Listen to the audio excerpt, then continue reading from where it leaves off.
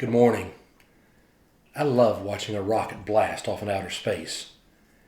I really love it when they're counting down 5, 4, 3, 2, 1, liftoff. And you see the explosion and the flames, and that rocket goes hurtling through space.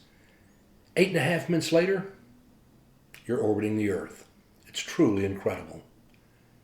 Yesterday, I told you about Leland Melvin. Leland Melvin is an astronaut. He is actually the only person to ever be drafted into the NFL and to fly in space. He's African American. He faced all kinds of hurdles, both obstacles on Earth and in his own mind, that enabled him to become an astronaut. And he talked about the first time that he got to go fly in space. He was on the space shuttle on the way to the International Space Station. And after they had gone hurtling through the skies and were now traveling 17,500 miles an hour. 17,500 miles an hour is how fast you are orbiting in order to create orbit around the Earth. And he said he looked over and he thought, here's another person going to the space station. He was a Russian cosmonaut. And he looked to the other side, and this man was a German astronaut. And he thought, we have fought against both of these countries. And here we are, hurtling through space, on our way to the space station to be working together. He said he looked out the window, and down below he saw this beautiful blue marble Earth.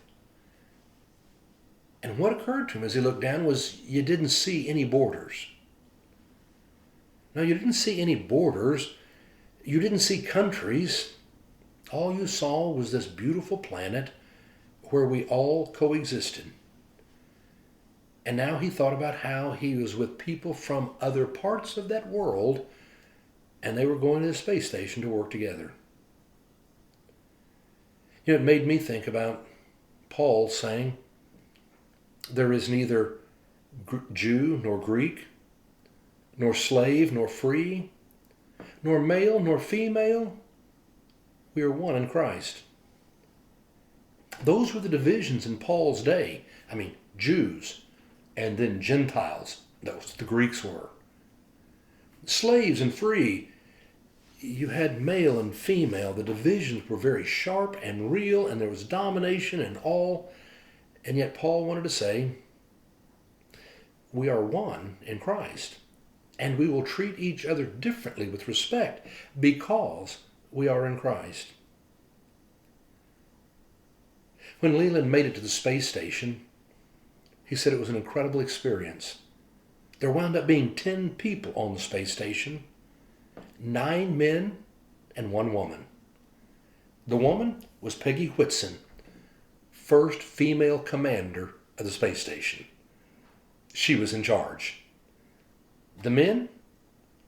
Well, there was Russian, French, German, African American, Asian American. Such diversity, such difference, with a woman in charge. And it was Peggy who called them all together when they first arrived, so they all could sit down and float around and have a meal together to break bread among the International Space Station. To remind them all they were there to work together, to take care of each other in a common pursuit. Maybe what you and I need is to be able to look back on Earth and to see that we are all one people on this beautiful blue globe needing to work together. Maybe it all begins with a conscious decision that we're going to love our neighbor, no exception.